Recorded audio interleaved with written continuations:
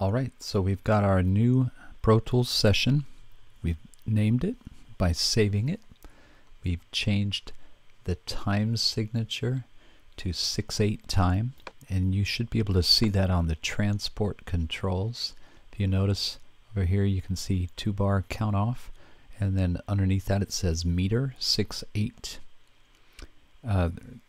To toggle the transport into and out of view, it's the Command key or the Apple key and number 1 on the numeric keypad, not 1 above the letters, but 1 on the numeric keypad. You can toggle that on and off.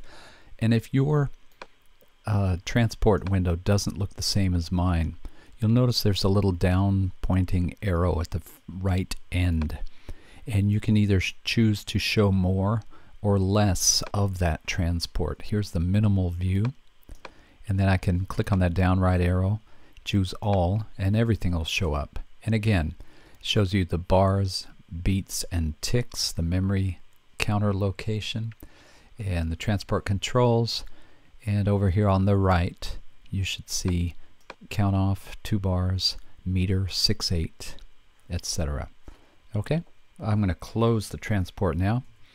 And the next thing we're going to do is import our pre-recorded MIDI material. It was saved as a standard MIDI file. So what I'd like you to do is go up to the File menu and choose Import. And then from Import, you'll slide over and select MIDI. And now here's where you'll need to navigate to that place where you saved the MIDI file you downloaded from our Etudes website.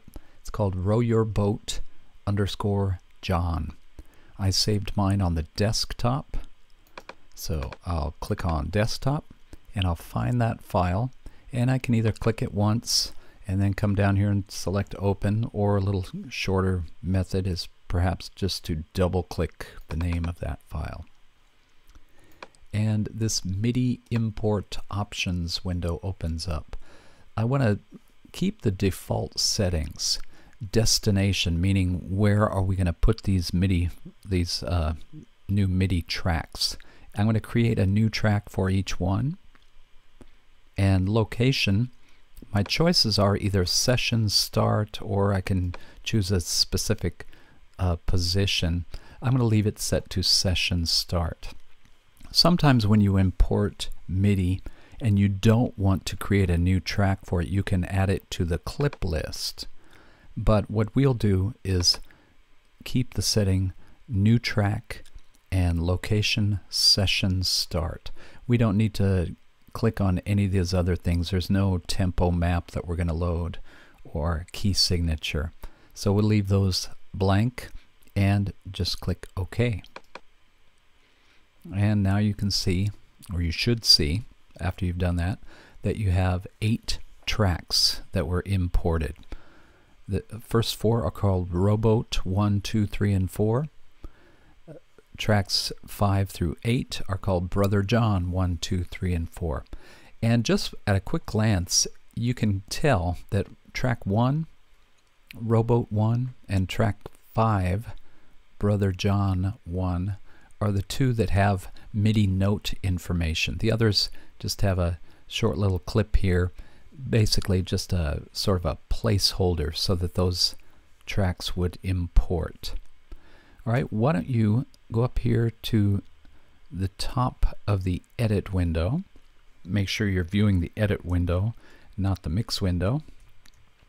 And let's click on this right arrow, hold the mouse button down, and just drag to the right so that you can see that material a little better. All right, and then save your work.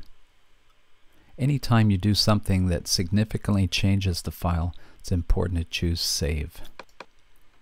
Pro Tools is set up to do an auto save function, but you'd hate to miss out and lose important changes to a file by doing something silly, and those things happen from time to time. Okay, let's go ahead and stop this video, and I'll start the next step in the next tutorial.